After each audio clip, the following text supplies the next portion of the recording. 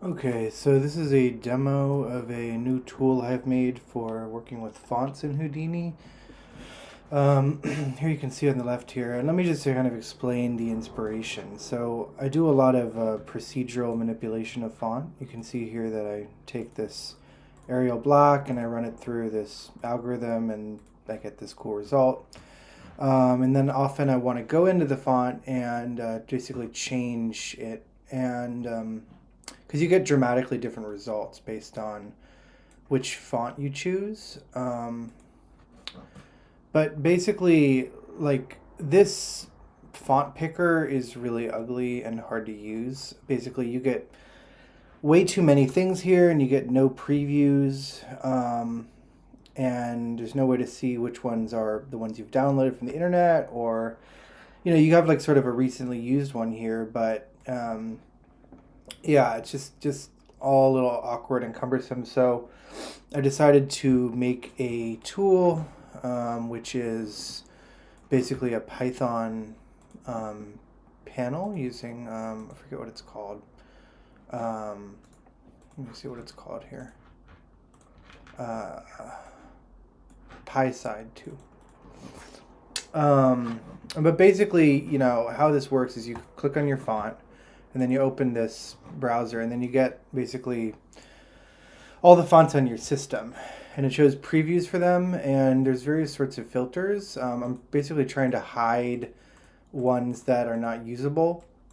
So there's some like kind of built-in filtering, such as on OS X, I got these ones with dots in the front, which are just kind of duplicates. I don't want those, and um, try and hide invalid ones, and then, but mainly you can hide the ones that are manually, you've manually hidden. So you can go through these and click apply, and see basically. Let's just look here. So I'm gonna go in the font and then click apply, and as you can see, um, as I do this, it's just gonna basically update the font family there. So a lot of them, like for example, this one just doesn't work, right? So I want to hide that, and then I can filter that out.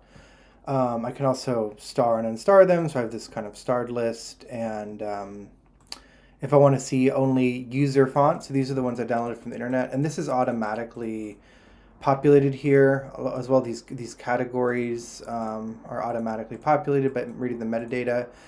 Now, I've only tested this and developed this on Mac, so I'm not sure if this will work verbatim on Windows. You might want to test that, and if it doesn't work, possibly you could edit the code. Honestly, I really generated most of this code with ChatGPT, using a lot of iterations and a lot of prompts. But if you feed this in and you say, okay, why doesn't this work on Windows, then it'll probably just be able to fix that for you. You can change the size here and filter. Um, I don't know. So it's kind of like not much else to say. It's a pretty simple tool, but I think it's really useful, and I'm just gonna kind of demo a little bit of the actual use case here with my procedural font effect. So you get some pretty cool variations that change quite a lot based on the font you choose as an input. So there's marker, and which is phosphate.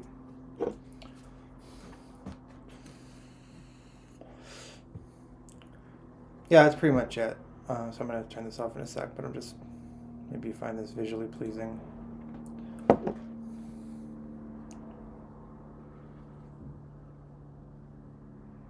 That's pretty neat, huh? I like that one quite a lot. All right, yeah, and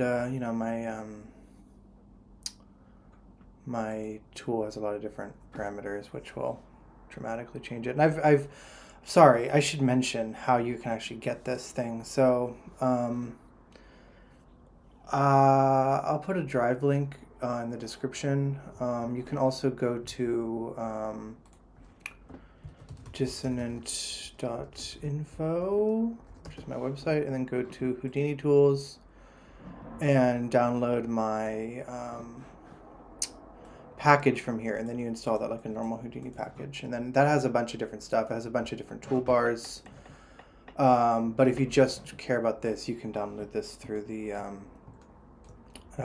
description. All right, I'll leave it there. Cool. Let me just turn this off.